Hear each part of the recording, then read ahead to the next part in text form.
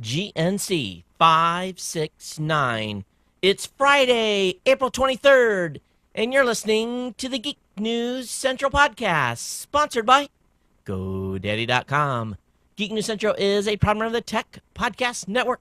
Here, I got a great show for you. Everything here is firing on all 8 cylinders. Wait till we tell you what happened. But I got a great show for you. You know what to do. Grab that seatbelt, strap in real tight, because here it comes. All right, people, I need a go, no-go for the Geek News Central podcast. Digital archive recorders. We're go fly. Microphone. We're go fly. Video feed. Go. Web browser. Go. RSS data stream aggregator. Go fly. Interflux Toddism suppressor. All right. I'm confused. Host readiness check. Welcome to the show. Welcome to the show.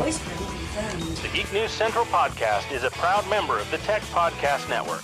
If it's tech, it's here. All right, ladies and gentlemen, we are ready to go. Cue Todd in 5, Button, who's got the button? 4, There is no cause for alarm. 3, Everybody hold on to something. 2, Just press the button. 1. Showtime. Aloha and welcome to the Geek News Central podcast, coming to you as live as it can be from the beautiful state of Hawaii via the Geek News Central studio overlooking Greater Oahu. Hey everyone, welcome to the show. My name is Todd Cochran. I want to encourage you to get over to geeknewscentral.com. Check out all the great content over there. Of course, check out our archive podcasts available via the podcast link on the website. And more importantly, if you have a Roku box, definitely check us out on Roku, because that's where you'll be able to watch the video rendition of this show. Basically, that's going to be the place to watch it on the big screen. Now, if you're a Boxee user, we're on Boxee as well. And, of course, we're on a variety of different devices. You can listen to us on your iPhone, on your iPod, on your Zune. Really, to get subscribed to the show so you can get it to all your portable media devices, come over to geeknewscentral.com, and right there at the very top of the website, you're going to find the links to subscribe to the show, whether it be iTunes, Zune Marketplace, whether it be just a standard RSS feed that you're going to subscribe to the show. That's really how you're going to get the show delivered automatically to you so that you do not ever miss a great episode. We've got a great show lined up for you tonight. And, of course, I want to welcome all of our new listeners to the show. Hey, if this is the very first time that you've tuned in, I'm here in Honolulu and getting ready to go on some more travel. We'll talk about that here. But been at this now, wow, we're fast approaching the official 5-year mark. So we're going to have a big celebration in October when we actually hit the 5-year of actually doing this show. And we hope that you're along for the ride. You can get signed up for our newsletter. You can find the link to that, of course, at the website as well. That'll get you the show notes delivered directly to your inbox. Basically, the show notes contain everything that I talk about during the show, and, of course, all of the listener-submitted comments. Now, if you have a comment about the show or you want to basically sound off, you can call our voicemail hotline. It's open 24 hours a day, 7 days a week. You can get there by going +1. That's 1-619-342-7365. And again, dial in, leave your comment. Keep it to about 2 minutes if you can. That helps us out and keeping the flow of the show at the end going. If you have, of course, you can always email me as well to geeknews@gmail.com, geeknews@gmail.com. Of course, we're getting listeners from 163 countries worldwide tuning into the show, so I want to welcome you around the world. And more importantly, I want to welcome the Ohana, all the longtime subscribers to the show, those of you that are part of the family here. And don't worry if you're a new listener, just because you're here, you're part of the Ohana. Ohana in Hawaiian is really family, so welcome to the family. Well, folks, lots going on, and I didn't know what was going to really happen until midweek, but I'm loaded up. I'm Sunday evening going to be flying out again to Texas. I think this is going to be, I think I've got one more big trip to Texas sometime in June, and then I'm going to be probably going to the East Coast some after maybe July and August. Maybe even one overseas trip coming here soon, maybe going to Asia, considering that. So we'll keep you advised on that. We'll let you know. But next week, I'm going to be back in Texas. I'm going to be down in Austin for a little while. Might even get over to Houston as well. So those of you that are Ohana, that are in that part of the country, I'll keep you advised. And if I get in your area, we'll definitely have a meetup.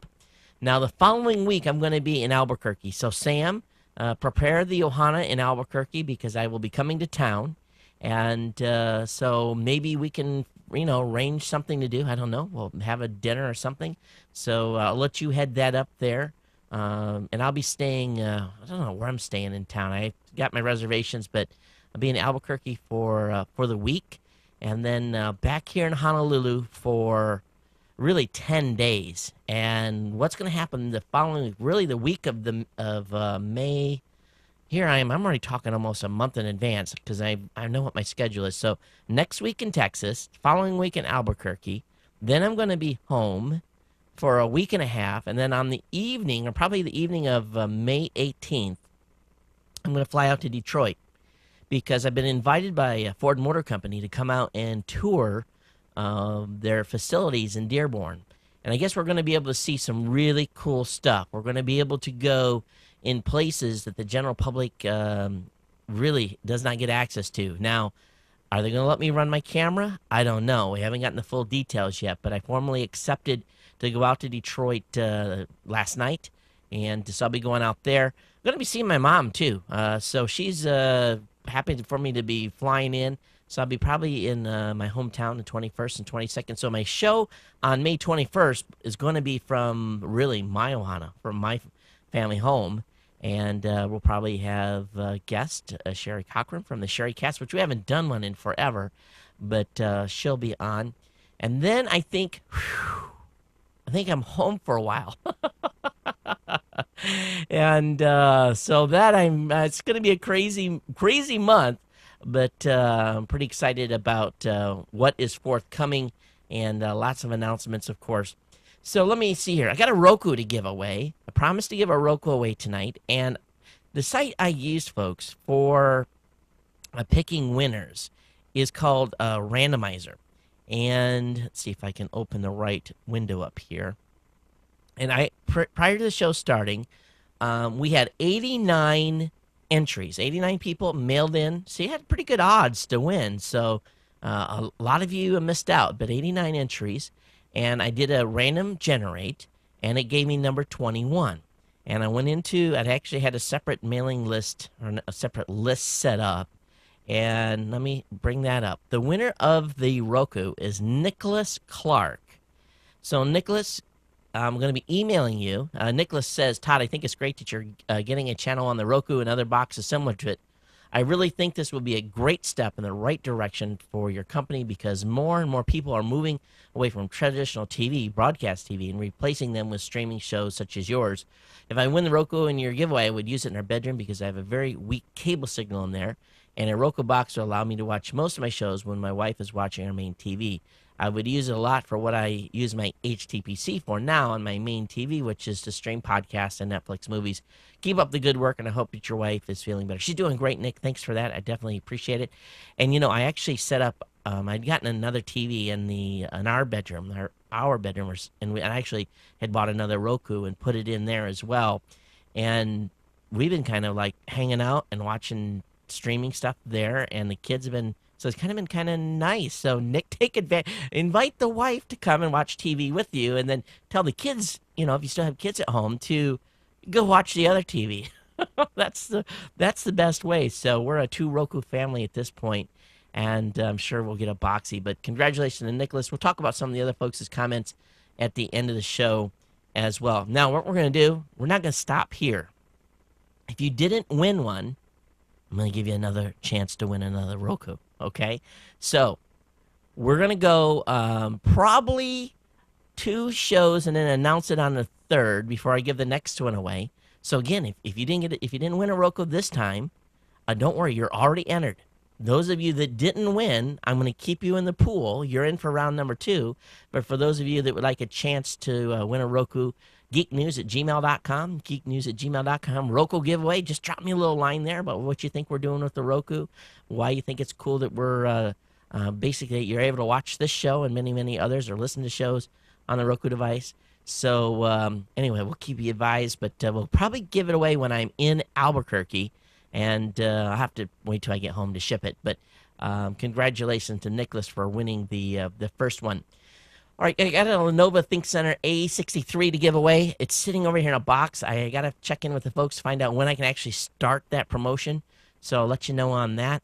Hey, I want to thank the folks over at Blue Mic. As you guys know, Blue Mic is the sponsor of the podcast awards, and if you can see what I actually use on this show is I use a mouse by Blue, and I love this mic. I've went through, those of you that have been here since show number 1 know that I started out with an MXL 990. I switched to another MDX mic, then I went to a Rode NTK.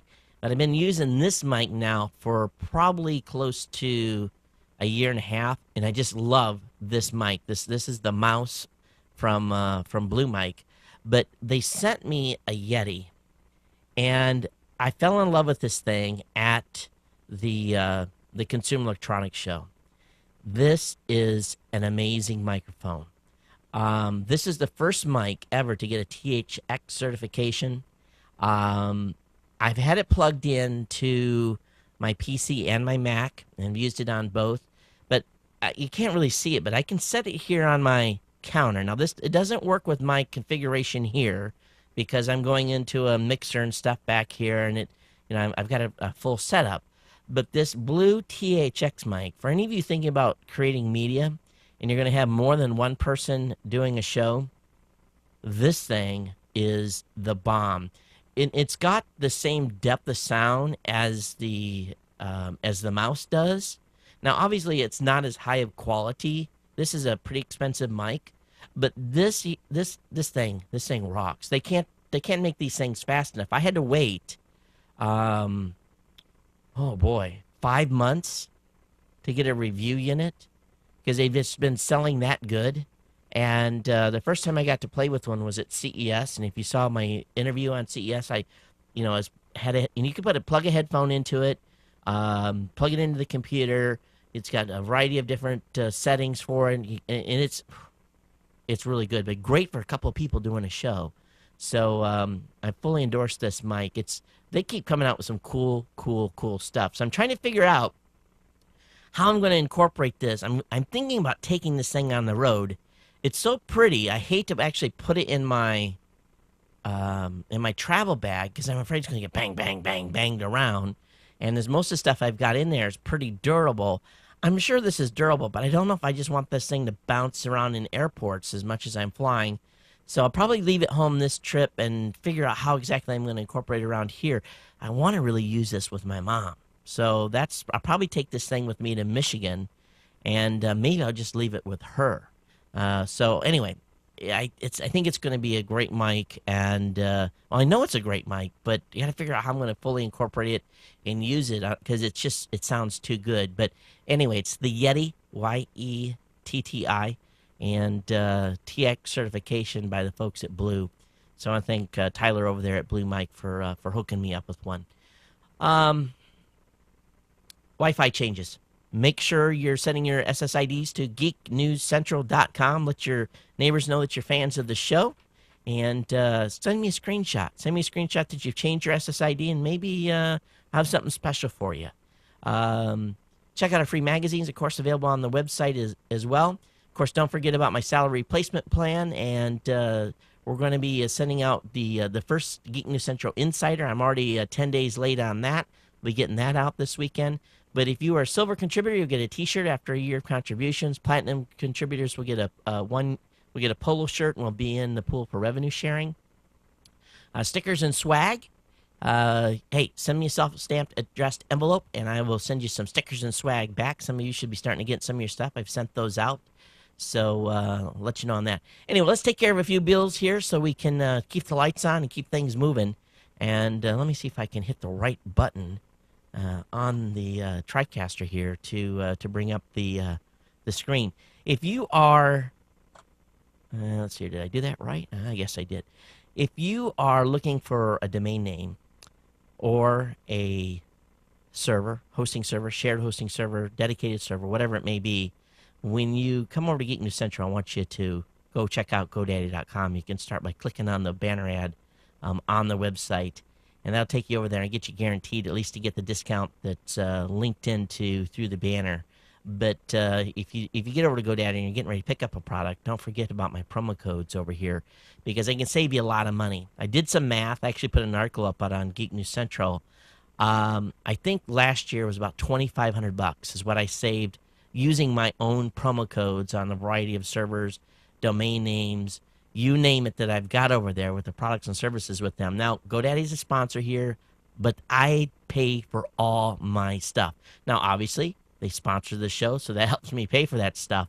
But I pay for every server we have, every hosting account, every domain name, and I use my own codes when I get to the checkout counter. And this is where you can save a lot of money. Times are tough, times are tight, money's tight, but you want to save some money, use my codes. ComSale, $7.49 on .coms. You can use the code Todd on non-domain orders and save 10%. Geek5 will save you 15% on orders $20 or more. The hot one everyone's been using is Aloha. That's a $20 off any order of $75 or more. Of course, my favorite code is Todd20. That'll get you 20% off on a 1-year shared hosting account over at GoDaddy.com. Think about them when you're thinking about the show, and appreciate your support, continued support of using my codes over there. And tell people about the codes, make them save some money as well, because all our neighbors and friends are still having tight times now with the way the economy is. Now, I got to, of course, thanks to GoDaddy for being a longtime sponsor here. I have to share a funny thing with you guys. I was busy. I mean, since NAB and the guys were there and collecting names and everything else, it's been nuts for the follow-up. And so I made a morning appointment very early, Tuesday morning. It was really 8 a.m. my time, 11 o'clock on the Pacific, to talk to a gal. And, it was basically the day after the show, last show. And so after the show, I had made this appointment on Monday. So after the show, and I walked out, my wife said, "Do you remember we have an appointment tomorrow morning?" I said, "No, I don't remember." And she filled me in on something I had completely blown away. And then I said, "Well, what time is it?" And she said, "It's at 8. And I'm like, "Oh, no." And really what it was a medical follow-up. And so what I did is we drove over to the hospital, got parked, and I walked in with her, and we were a little early. And I said and I brought my computer bag, and I said to the nurse, I said, "Can I turn my computer on here?" And she says, "Yeah." And I said, "How, are we going to be on time?" And the nurse said, "The doctor's running late." I was like, "Oh." So fired up the laptop. And I'm getting this look by my wife, And I'm like, "I got an appointment at 8. Don't say anything. I got to do this meeting." So I did an online go-to-meeting session in a hospital waiting room at 8 o'clock in the morning. The call really only took about 10 minutes, but, I had a little portable webcam with a speaker on it, and it was perfect. It really, really was. And, I never thought I would do a go-to-meeting session in a hospital waiting room, but that's or actually it was a doctor's waiting room in the hospital. And everything was fine. Test results are good. But, anytime I can avoid getting in my car and driving somewhere to have a meeting, it's really the best way to have online meetings. And but this time I really it's kind of a weird deal. But, one of the listeners sent me an email, said, "Todd, all these folks that were stuck from the volcano, they could have been continuing doing business online if they'd been using GoToMeeting as well." So I said, "That's a pretty cool idea. It's a nice storyline." But I guess I kind of had my own semi-version of this anyway. But anyway, GoToMeeting is brought to you by my friends at Citrix, and you can get a free 30-day demo by just going over to gotomeeting.com/tech podcast. That's gotomeeting.com/tech podcast for a free 30-day trial. You try it. You'll like it. You'll love it. Save a lot of money. Don't travel. Don't have to leave the house, whatever it is. Hey, check out GoToMeeting again, gotomeeting.com/tech podcast for your free trial. All right. Weird. It was one of those things I never expected. And really, I'm getting the evil eye. She's looking at me, and she's looking at, and of course, I've pre-warned the lady I'm talking to. I may have to go real quick. Thank goodness the doctor was late. So anyway, it was good. It all worked out fine. But she kept saying, "I can't believe you. I can't believe you. Can't believe what you're doing. Can't believe you. It worked out, but yeah, she beat me up a little bit.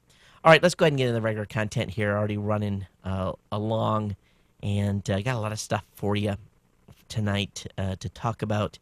Of course, I want to again say hello to everyone in Ustream. Thanks for hanging out with me here, and all the Hana that's listening via whatever portable device or online as well. If you're listening to this time delayed, thanks for being here and part of the family. Let me go over and bounce this up, and we'll get with the first article here. You know, one thing I've noticed is, you know, I've got a pretty big screen here on this computer. I don't know if you guys can see this or not. Let me bring it up. Well, you can't. It's a pretty big monitor, and it's a Dell, and I really love this thing. And even now, after this time, it's still a great big screen, but I've always wanted to go bigger and getting more dense data on it. I've always dreamed of being able to have one monitor that would be able to put two web browsers, you know, really side by side without any issues of being able to, you know, go between two different things and work. And, you know, same thing with spreadsheets and so forth. And, you know, you can spend a lot of money and buy high resolution monitors and get to that point. But really what we've seen, and this is a story that came out of over at 10rem.net.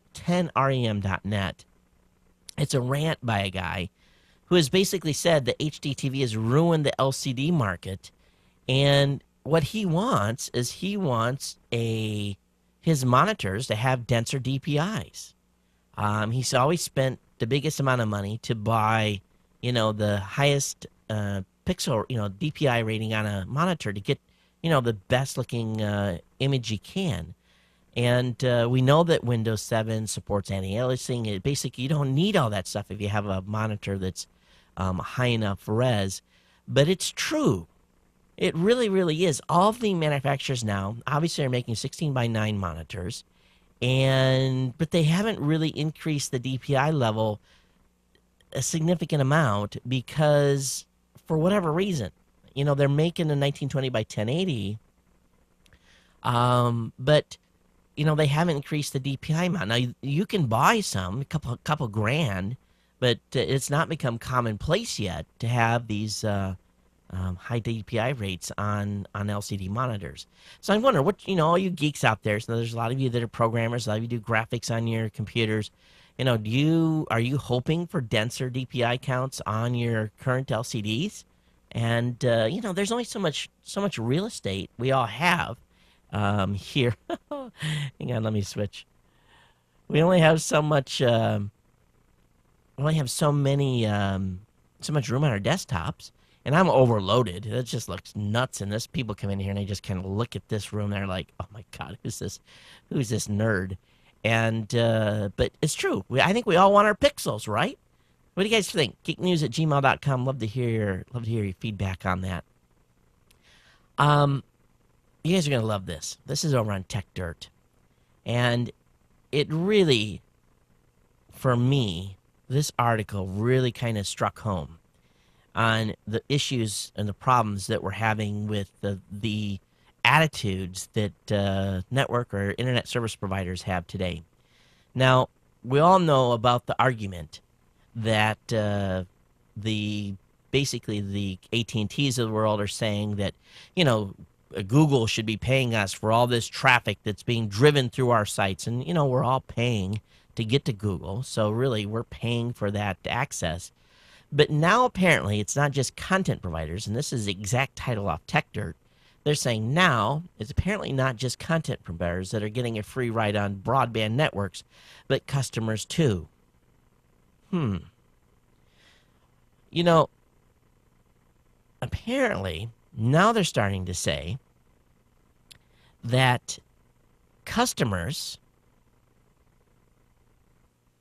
are getting a free ride on the networks that they're paying for. You guys get a cable bill? Or do you guys get a DSL bill?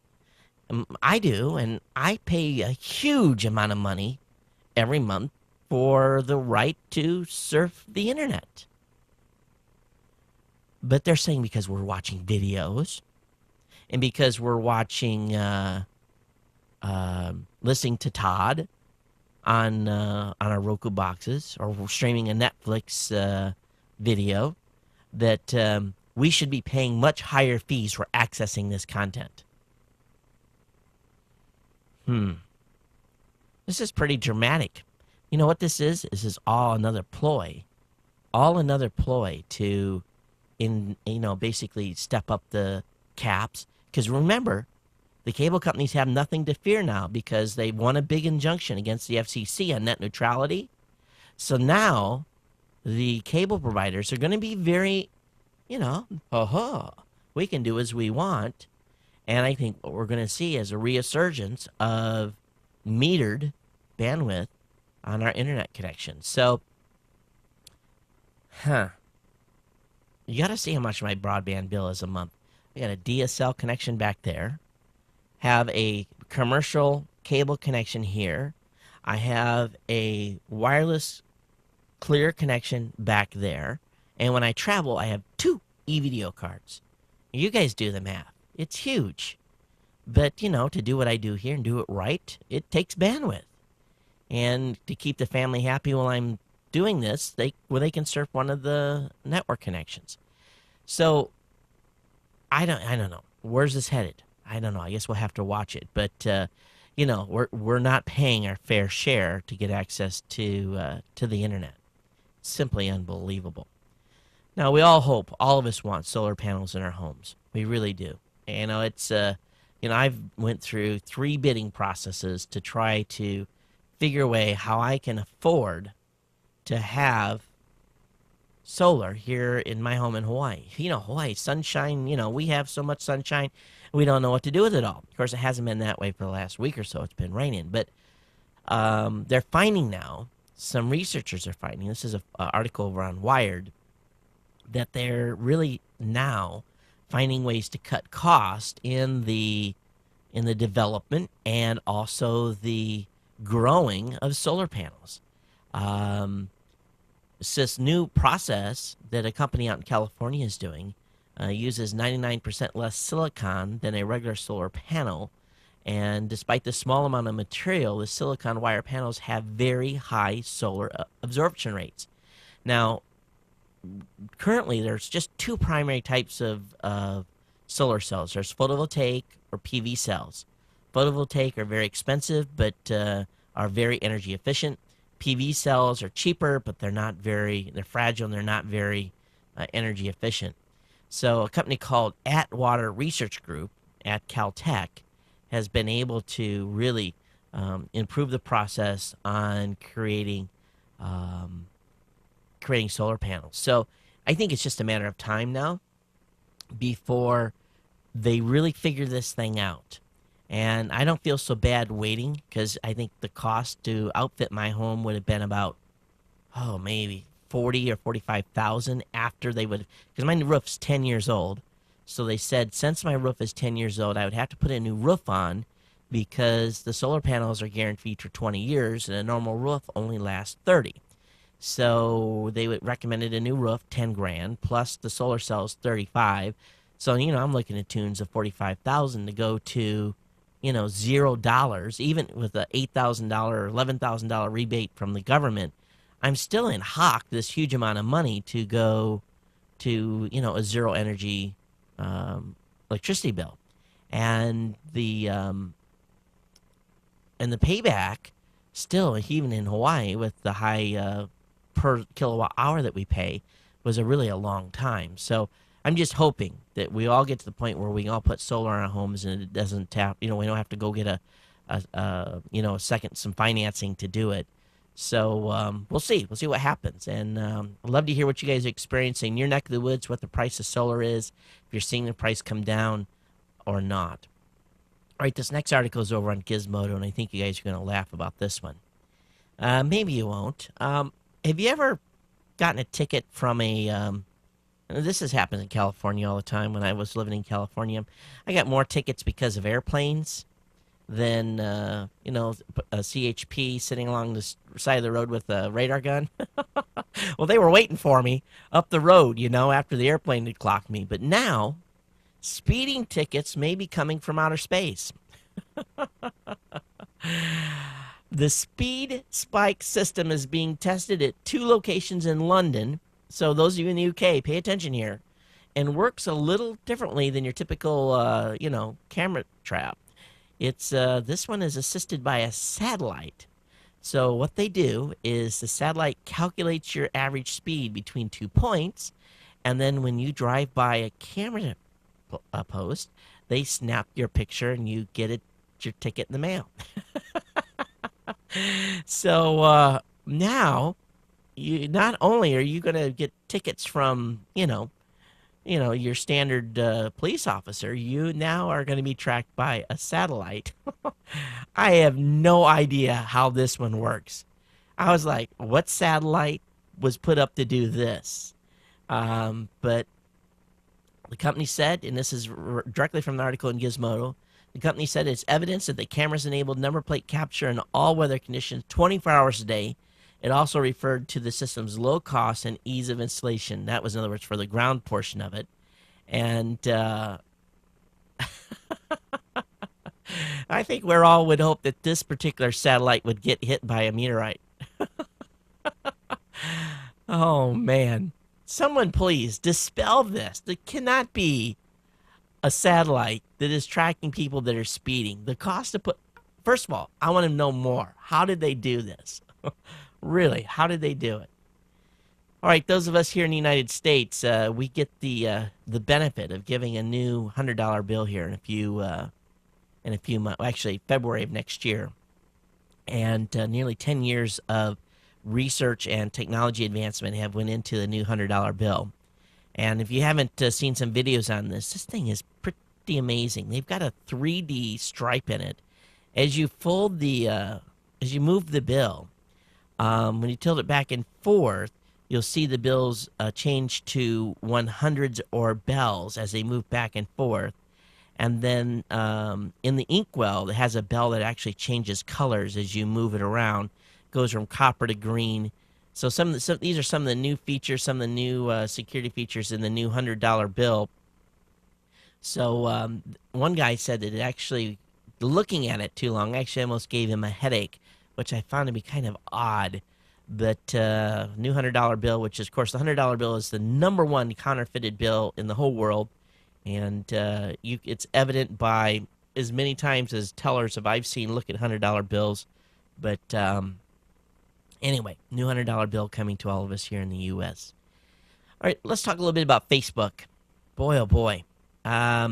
Big news all week. They had their Facebook F8 event. And actually, I've got 2 articles. One's from Scoble. And when Scoble does a pretty fair coverage on stuff. And as they were talking about new changes to Facebook, he heard a few words: visionary, scary, huge, unbelievable, blown away, big moves. But with that, let me see if I should have had this linked with the content with this particular article. Oh boy, why did I do that? I'm going back through and trying to find the actual link to the article here. I'll find it in just a second.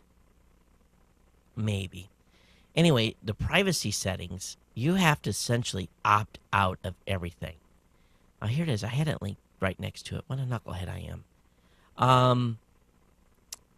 Facebook's new instant personalization basically shares your information with companies like Pandora, ABC, Major League Baseball, Posterous, Sephora, number of companies where they're just going to share your info. They're going to suck your info in if you have an account at one of these sites.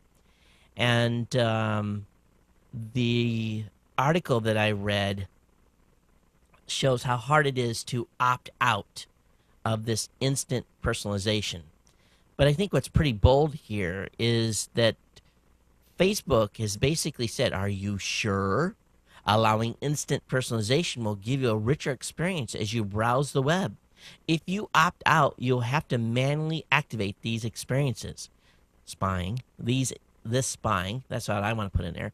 Please keep in mind that if you opt out, your friends, now check this out, Please keep in mind that if you opt out, your friends may still share public Facebook information about you to personalize their experience on these partner sites unless you block the application.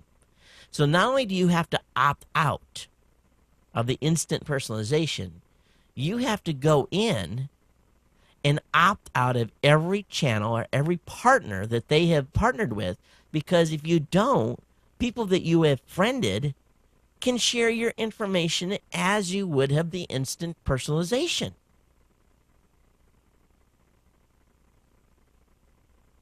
This is ridiculous. It used to be opt-in. So now you need to go on the applications for Yelp, Pandora, Microsoft Docs. You have to block those applications. Now, here's how you do this. You go to your privacy settings, go to applications, websites, and uncheck the box at the bottom. Then click the links to the variety of services that they've got there and click block the application as well. If you don't want this information, your personal information, or the stuff that you have public on Facebook shared with these other websites. People are really pretty wide-eyed about what Facebook has done here. The folks at Pandora are just like, they're really, really excited. And they're saying that Pandora is now more social because of these changes. And this gets, and Facebook has this, now you can like, they have this little button now, and you're going to start seeing this, where you'll be able to put a little Facebook button. If you Facebook like it or something like that, it links back to your Facebook account. So these moves get Facebook plastered all over the web. It lets them fingerprint sites that you visit. It lets our behavior be known to others.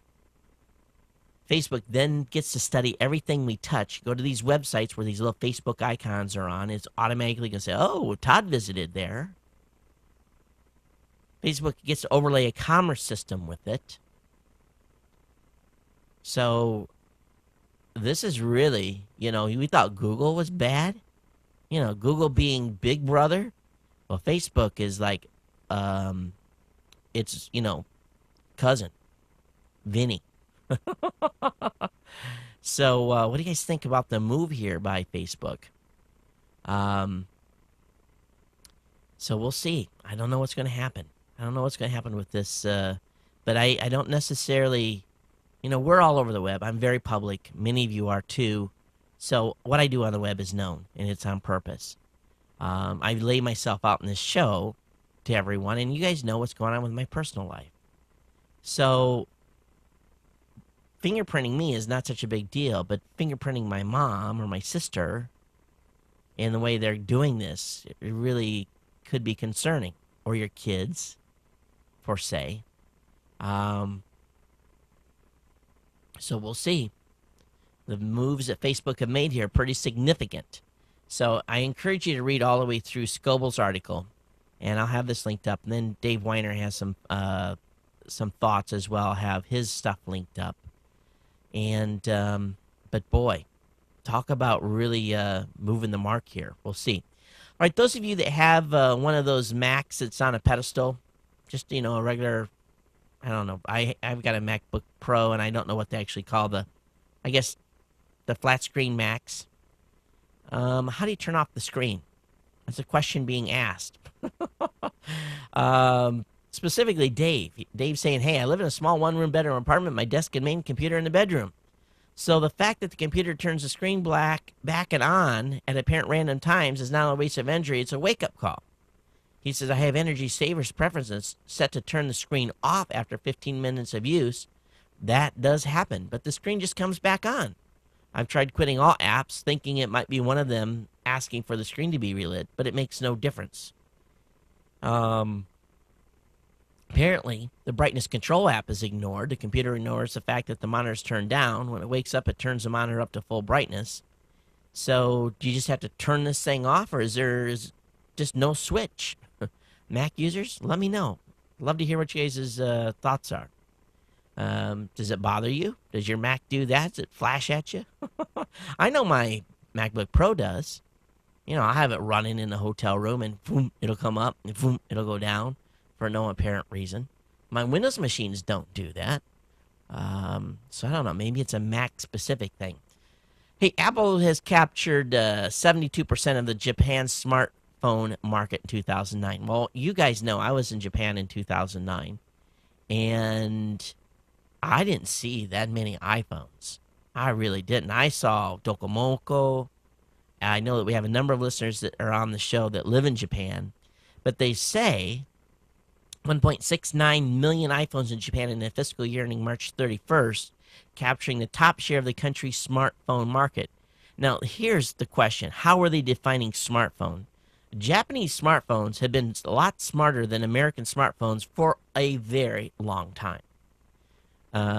Their cell phones have been so far ahead of us for so long. This article over on Bloomberg Business Week, I really believe is a puff piece. I don't believe it. I really don't believe that the iPhone is accounted for 72% of the smartphones shipped in the country in that period. The second by Toshiba Corp was 6.8. SoftBank and bigger rivals NTT, Docomoco, and KDDI are expanding their smartphone lineups. So it must be they don't consider Japanese phones, which I have to this point thought to be pretty doggone smart, must not be making the American definition of a smartphone. But, you know, I think those of you that live in Japan and have had a Japanese cell phone will agree with me. Their phones have been way, way, way ahead. Now, they're not as pretty as the iPhone is or a Droid, but they are definitely been way ahead for years what we've had here in the United States. So, I don't know. We'll see.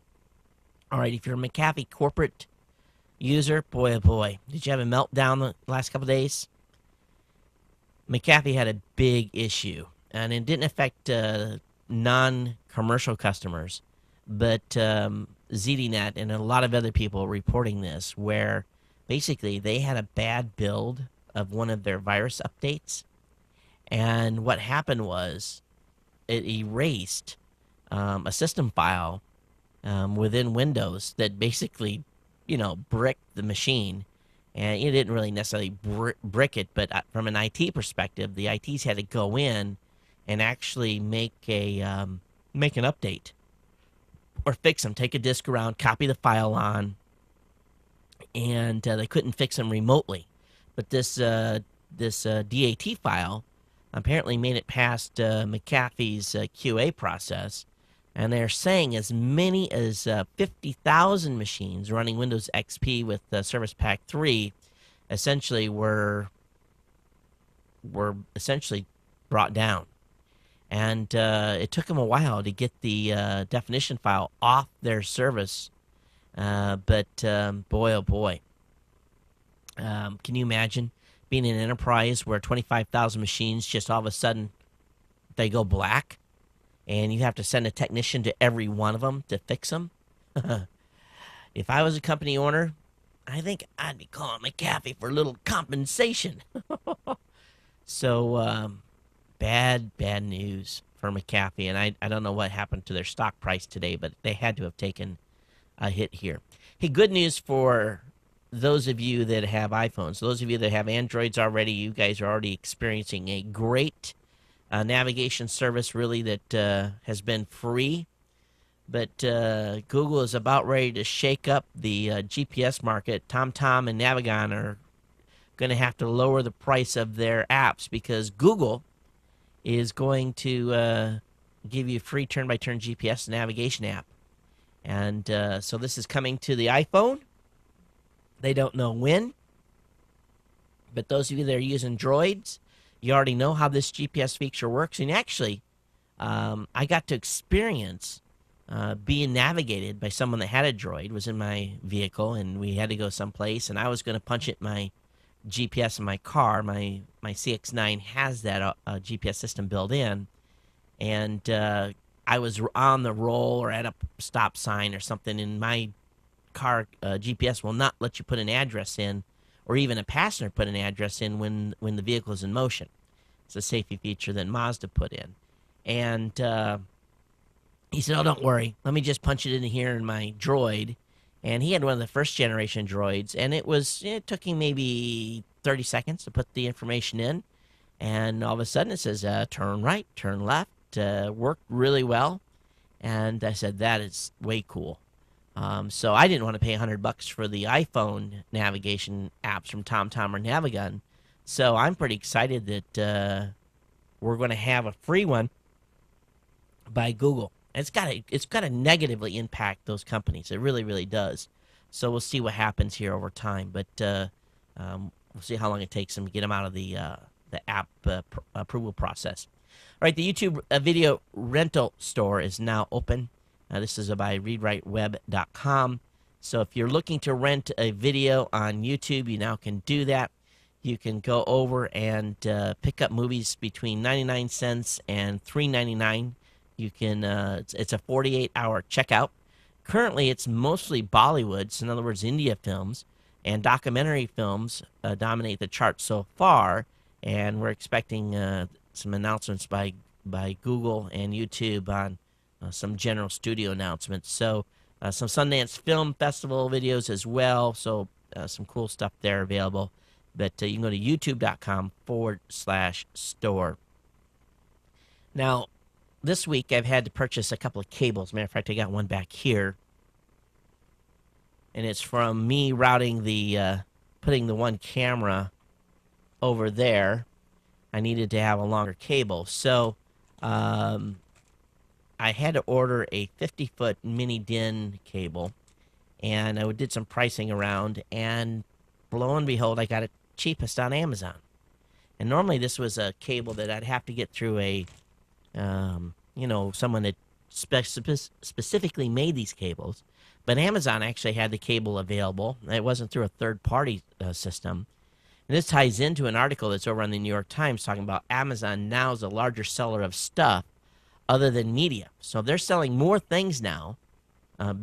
Basically, their books and DVD and music sales is making them less money, or they're selling less stuff in that department than selling other stuff, like a cable that I just bought, and a little USB a Wi-Fi device I bought from my Samsung flat screen, and some other stuff. I just seem to do a search, and Amazon seems to end up being the cheapest one usually. And shipping to Hawaii always costs money, but some stuff you just can't get here. But it appears that Amazon is doing huge revenues. It announced an expectation busting 46% increase in revenues over the year before and a 68% increase in profit. Amazon said its worldwide media sales grew by 26% to $3.43 billion. For the first time, the total is less than its worldwide sales of electronics and other general merchandise, which grew 72% to $3.51 billion. Amazon is becoming quite the force to be reckoned with. All right, have you guys checked out iFixit? iFixit.com? You got to check out this site. This site wants a repair manual for everything, and this thing is cool. It really is. Great tutorials. You just go over and check this website out, iFixit.com, and you can contribute stuff to them if you are an expert in fixing a specific device or have some knowledge. It's good. Now on the green front, there's an article over on Ars Technica that says giving cows bitter beer. Now, what is bitter beer? Bitter beer can reduce ammonia emissions. Now, we know that cows emit methane, but apparently in the mix with that methane is ammonia. So apparently, if they feed cattle bitter beer, actually what they're doing is they're adding dried hop flowers or hop extracts into their feedstocks, and it's reducing the amount of bacteria that creates ammonia from the cow. So I can see now farmers breaking out bitter beer or the hops to give to their cattle. I'm not a big fan of Drupal. I know there's probably some of you that are big fans of Drupal. I just think it's the most complicated CMS to actually design for and to have a good-looking website. It's go ahead and search and try to find someone that can do you a custom Drupal template. At least I don't. It's been a couple of years, but you couldn't hardly get a design made by someone for Drupal. WordPress, dime a dozen to find developers for WordPress designs and movable type and so forth. But the White House is using Drupal, and they have released 3 open source codes that have been created for use with the White House website. One is a scalability app, the other is a communication app, and another is an accessibility app. So I congratulate and applaud the White House for really meeting the government accessibility standard section 508 on their whitehouse.gov site. And the way they did that is through this accessibility app that they have now submitted to Drupal to be put in their line of additional plugins you can use. So you can check those out. Pretty good deal, and at least the White House is starting to do some of the things they say about being open. I wish they'd be open about everything else, but of course it goes for past administrations too. And so anyway, that's what they made available online. And apparently the White House is using Akamai for some of their media delivery, so that shouldn't come as a surprise either. All right, those of you that have DSL lines, over in Paris, Alcatel has announced that its research arm, Bell Labs, has successfully demonstrated a technology that boosts the transmission speeds achievable over just 2 digital subscriber lines. In a lab test of DSL Phantom mode, Bell Labs achieved downstream transmission speeds of 300 megs per second over a distance of 400 meters. Now, why that's significant, 400 meters, about 1,200 some feet. Generally, the farther you get away from a DSL switch, the slower the speeds go. But for 400 meters to have a 300 megabit per second transfer rate, that's huge. That is really, really huge. Further research is being done to refine deployment models and determine a specific set of customer premise equipment. In other words, what they're going to have to put in at the head end and within the actual drops wherever they have DSL pops. But this could really help those companies that have DSL deployments in the United States and worldwide really boost that speed up to start becoming more compatible with cable. All right, check this one out. Google has bought a chip startup. What do you say, Todd? Yes, Google has purchased a chip startup, a secret chip startup. Google bought the stealth mode hardware startup called Aginilux. It was founded by ex-Apple employees. This speculation is that Google may start making its own server processors in-house, or the company may be looking to compete outright with Apple by making an A4 killer, which is interesting, and putting it into a tablet. They think the former is unlikely. This is by Ars Technica as well. But it's pretty interesting that Google would go to the expense of buying a chip startup. They must have an idea for something. Maybe it's for their set-top boxes that they're rumored to be coming out with for OTT TV, over-the-top TV.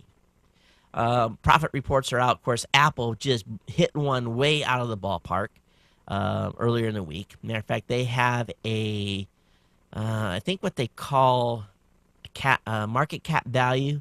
Apple's market cap value is now more than Microsoft by a few $100 million. But Microsoft's profits are up 35% thanks to Windows 7 profits. Sales hit a record $14.5 billion, up 6% from the last year, and Windows 7 with only profits of $4 billion.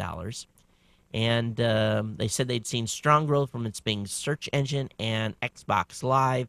One of their biggest profit centers, I read it somewhere, not in this particular release by the BBC, but it was one of their live divisions. It was the most profitable division that Microsoft announced on. All right, got a little bit of a runny nose tonight, so I apologize if I'm sniffing in your ear. All right, this poor engineer at Apple who lost the iPhone. Gray Powell has been invited by the air carrier Lufthansa to fly him to Germany to hang out in some German beer halls and drink his sorrows away from losing his phone, seeing that he lost his initial phone in a German beer hall in Silicon Valley. So they're going to find business, and don't worry. They said, "Well, have a good time." Hey, I'll lose a phone, and and uh, um, and feel sorry for me and fly me to Germany. I'll drink beer with the best of them. But Lufthansa said they would make sure he had a happy time. So if he gets fired by Apple, at least he knows he can have a paid trip to Germany to drink his sorrows away and look for new employment. Oh, man. All right, big news out of the Hadron Collider. The first particle has been detected at the LHC. They have detected what they're calling a bottom quark. Yes, Q-U-A-R-K. The scientists are ecstatic, and this is one of many particles that they're looking for. They say they are now one step closer to being able to discover antimatter. So they're just about jumping out of their skins over there. So now this isn't the first time one of these particles has been found, but this is, a big step in the collider's, ramp up to full power, which they're not at yet. I mean, look at the time here. Okay, we're doing okay. All right, I have to talk about this story about the iPad. First of all, I'm hearing my daughter playing what sounds like the piano the other night. And I was like, what? What is she doing? And we don't have a piano. And what she had my iPad. And let me see if I can find the actual, here it is. You guys, check this out. You guys, she's got the volume turned way down because she was, let me turn it up here.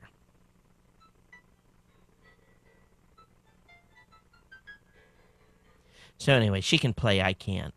And so she was, messing around with this thing. And the kids have added like 10 apps to the thing. They can't keep their hands off it. But the iPad has changed a 99-year-old woman's life.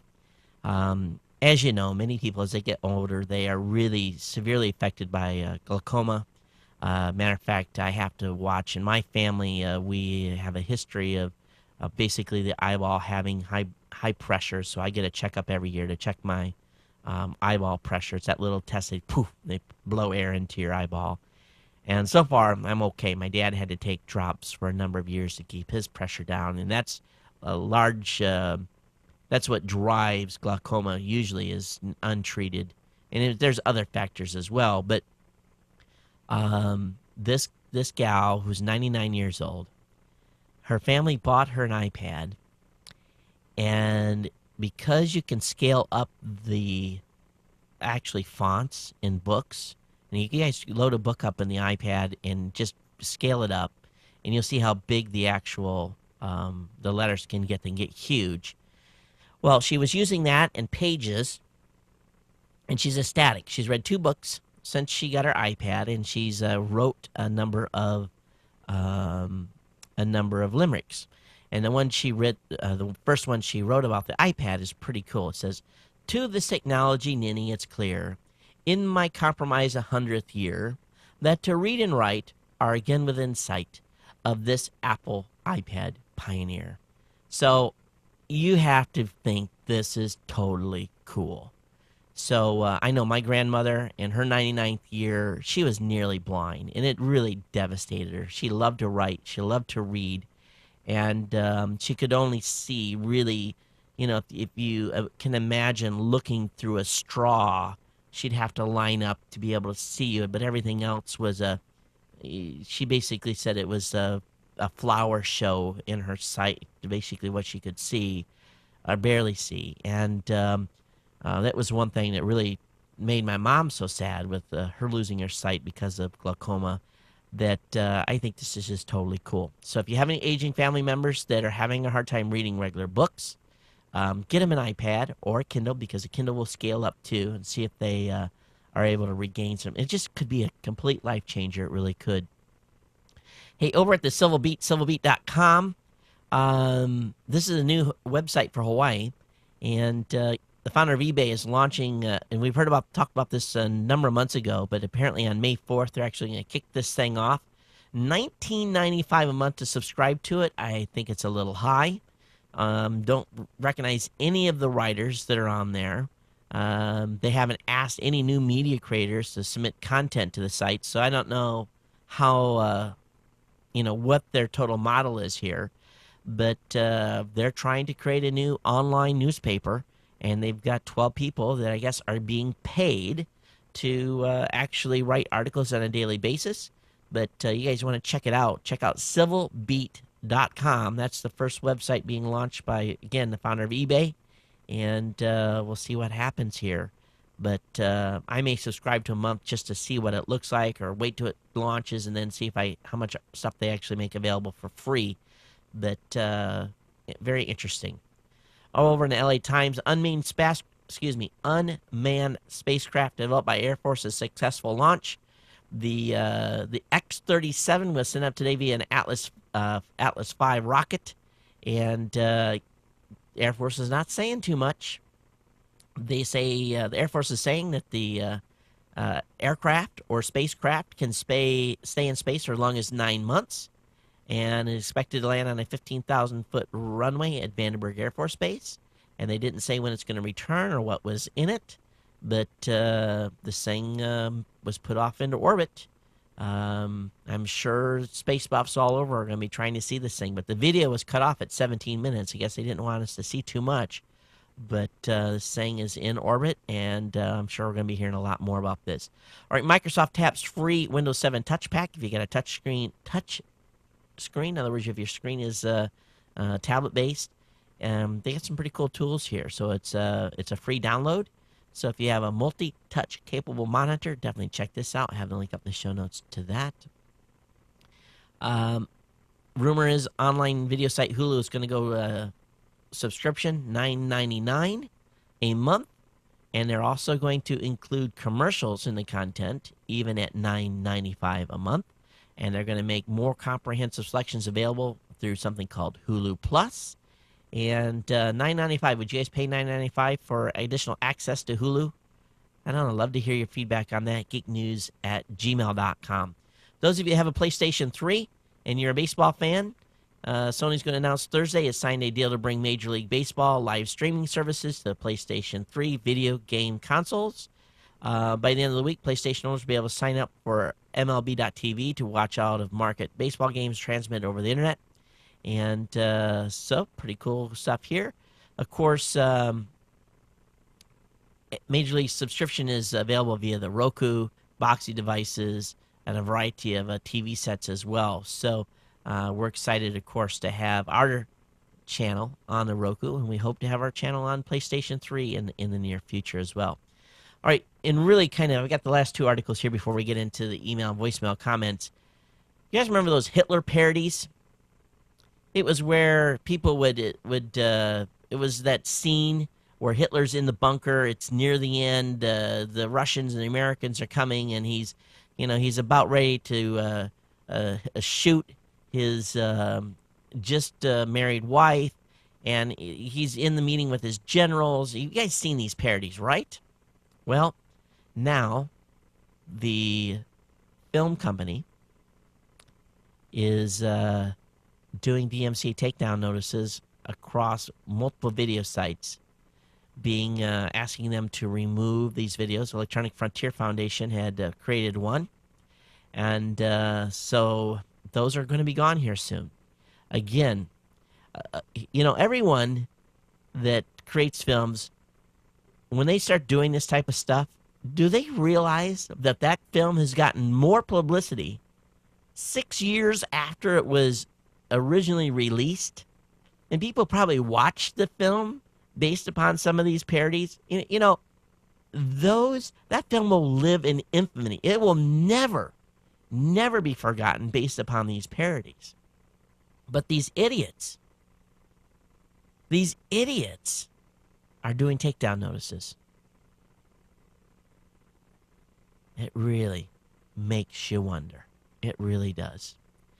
So I guess they don't like their art depicted that way. First, HD images of the sun have been captured. This is an article I found on Information Week Government. NASA's recently launched Solar Dynamic Observatory is returning the first ultra-high resolution image of solar gases and other materials emanating from the sun. And actually, I'll bring up the images that were provided by NASA, which are pretty remarkable. I just sit here and looked at this thing for a while, and it makes you go, wow. It really, really does. So I'll have this link up in the show notes for you. You can check it out. Pretty cool stuff. This was highlighted on a variety of news sites. You may have seen it already on Fox or CNN.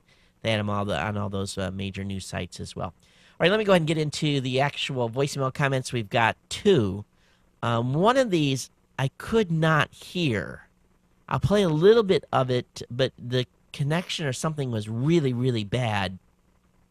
So, but the first one is, I think you guys will recognize this voice. We'll get into these and we'll get into the email next. So we're going to have a little parody here on the iPhone link. Here we go. Hey, Todd, Brian in Brooklyn. Hey, Brian. Here. I couldn't hold back. I have to comment on this iPhone leak. It immediately smelled like an Apple PR stunt, in my opinion. As soon as I heard it from you, it sounded fishy right off the get-go. With Gizmodo, one of the biggest tech news mouthpieces, getting their hands on it first, why couldn't some smaller tech media company with less ability to reach as many people end up with it? Like me. Nobody was prosecuted. Some random guy in the bar just happened to be a techie and knew the significance of the phone he had found. Knew he'd found a next-gen iPhone, and somehow knew just who to call. What have we here? Looks like somebody's iPhone. Maybe it's just a martini, but I have a hunch this is no ordinary iPhone. It's just cleverly disguised as one. Another bartender, please. Whiskey, and make this one top shelf. I never had a iPhone before, but I got a feeling this is something special. I may just be a simple cabbie finishing up a late shift, but lucky for me, I just happen to know who to call. The fellas in Engadget. No, wait. I mean Gizmodo. Yeah, I'm changing my story and I'm sticking with it. And I happen to know the phone number. Did it go down something like that? You know, Apple has so much protection built around their products and services, but here goes this serious oops. You know, if they were just a smidgen as cautious with this new iPhone as they are about what apps they allow in the App Store, it would never happen, right? That's right. This accidentally on purpose leak. Well, really more like a flood. You know, these kind of leaks from Apple is what I'm going to start referring to as apple juice. The fake kind, you know, from concentrate with a lot of corn syrup added. This ain't cider. Always poised to make a splash with a new product, keeping the company name in the headlines, with a little bit of top secret info that we aren't meant to hear, but it's constantly flowing out, keeping themselves present and the consumers conscious. This is just a phony PR stunt. The media laps it up, which Apple loves, and then you know who will start licking their lips at the notion of getting to camp out in front of the Apple Store again. But as far as camping out, I'm not pretending to be immune to it because, Trucker Tom mentioned that Evo phone. Yeah. I've had my eye on that phone since way back when it was codenamed Supersonic.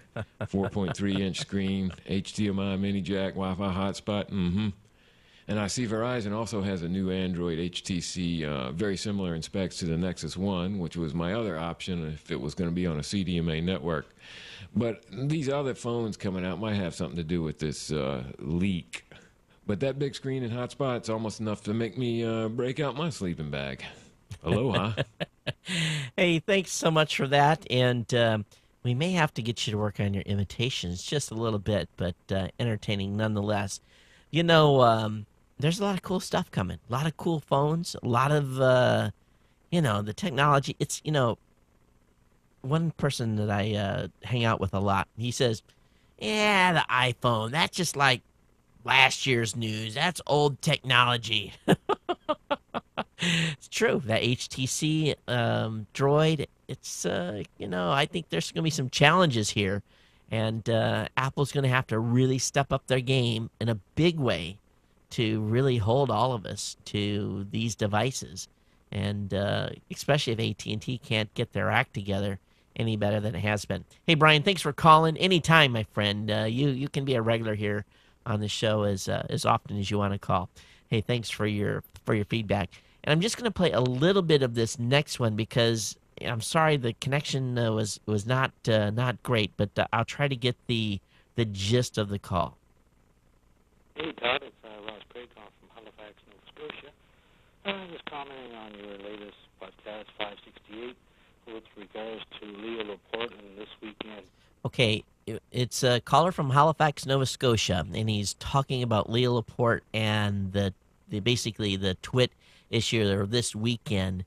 And he goes into I don't want to put words in his mouth. If you want to call back, please do, or send me an MP3 or an audio file via email. That would be fine too. But basically, he doesn't think Leo has too much to stand on, and apologize that something happened with that connection. That doesn't normally come through that bad on the voicemail. But thanks for calling in. Please call me back, and if I misquoted you there, feel free to smack me around and email me, or just send me an MP3 or an audio, whatever type of an audio file via email, and we'll play it on the next show.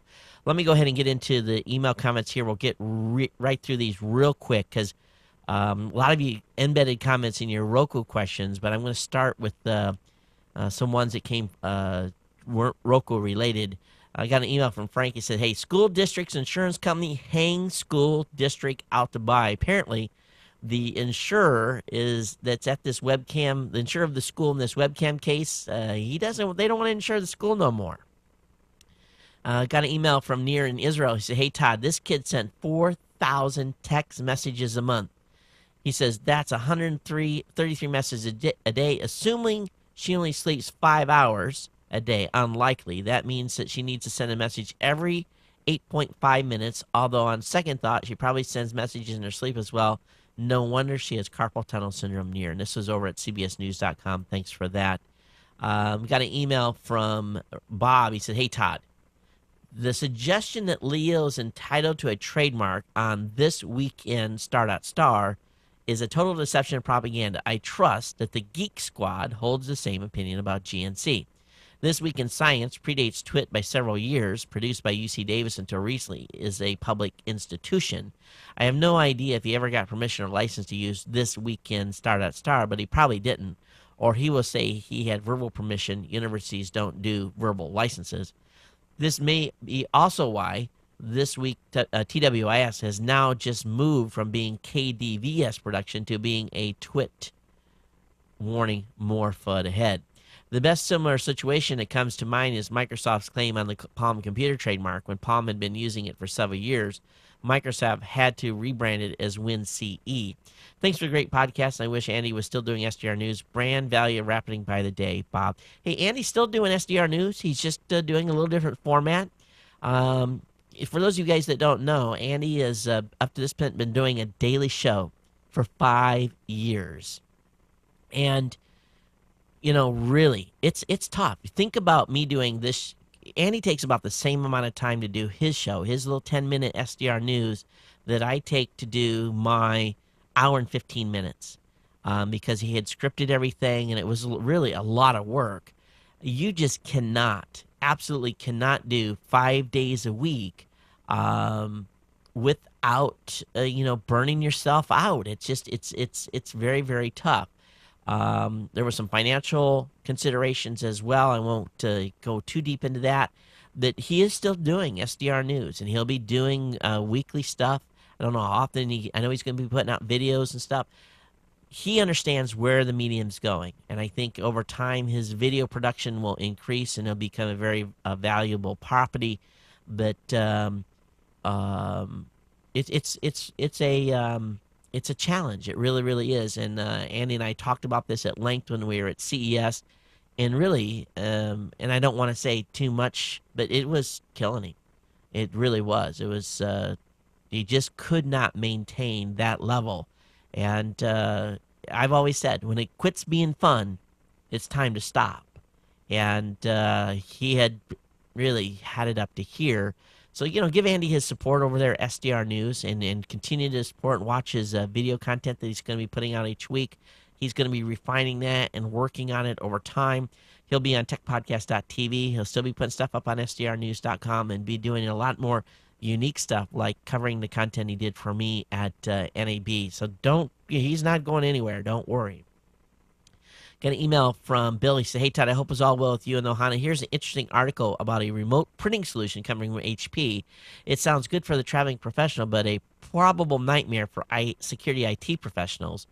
And this is a computer HP unveils remote printing service for RIM BlackBerry mobile devices. I'll have a link up to this in the show notes, again, out of Coatesville, Pennsylvania. Got an email from Frank. Knowing your interest in space program, I thought you might find this edition of the Diane Rem show interesting. There's a listen link near the top left of the page. And basically, this is about the president's plan on NASA.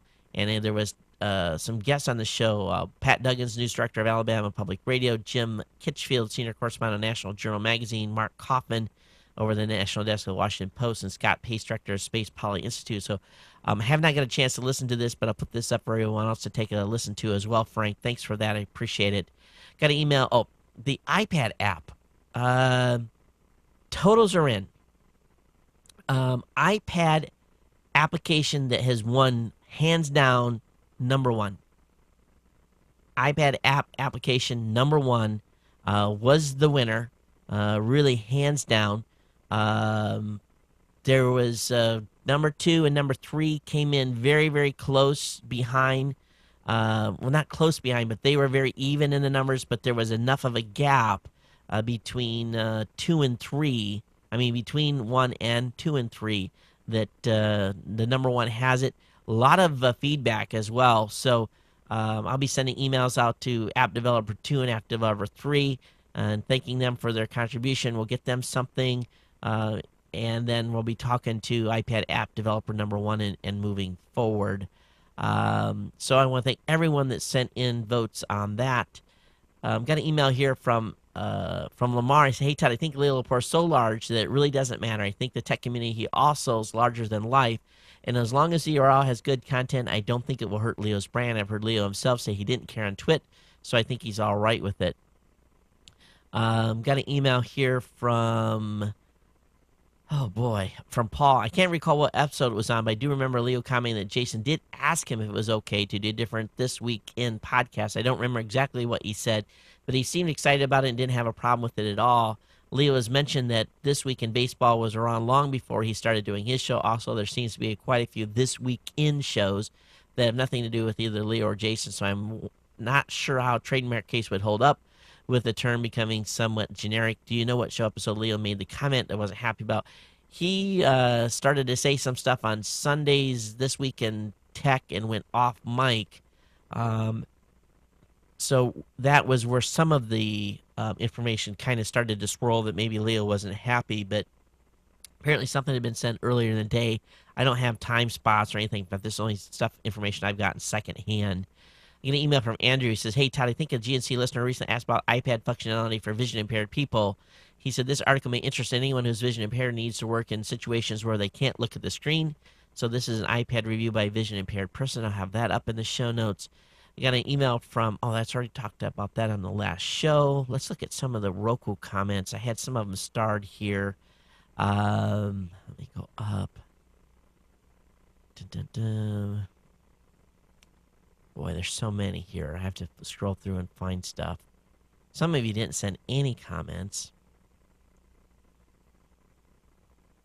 One of them was from Joey. He said, "Hey, in regards to Roku box you're giving away, my family would put it to good use. We canceled our Dish Network service over a year ago. Been connecting a laptop whenever we want to watch something other than DVDs. We use the laptop to watch Hulu, Netflix primarily. We figured as tough as times are right now, paying the bills, why pay a bunch of money monthly to watch TV when we get the most content through the internet connection we already have? Thanks for your consideration." And Joey, absolutely, Joey. And these boxes are under $100, so they may be within price ranges for folks that are looking to put them up install them in their homes. Let's see here, what else? Got an email from Sam. He said, first, I've been working towards mobile application development, the set-top box for my church. Want to get our pastors teaching onto the iPhone, iPad, Android, as many platforms. Part of this strategy to develop a channel on Roku to provide content there. Having Roku would help me understand what it really takes for people to get internet content to their living rooms and what the experience is truly like. Sam, you got to have one of these for developing. No matter what you do, you have to have one. It just is the way development works on these boxes because it's so weird. But anyway, that's it for tonight, folks. We've had just a huge number of email comments, voicemail as well. I want to thank everyone for hanging out with me today. And next show will be remote and probably be coming to you at 8 p.m. Central Standard Time or sometime in and around there. Watch for tweets on twitter.com/Geek News. Follow me over there. Follow me on Facebook. The links are in the show notes. Get signed up for the newsletter as well. Of course, watch me on Roku if you so desire.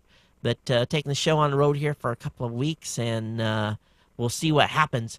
But everyone have a great weekend. Be safe out there, and headed back out. Got a little bit of a scornful eye from the wife, so I had to promise this would be May would after May would slow down a little bit. So we hope it will. But everyone take care and be good out there. Thanks for hanging out with me. geeknews@gmail.com. Voicemail hotline 619-342-7365. Until next time, take care and aloha.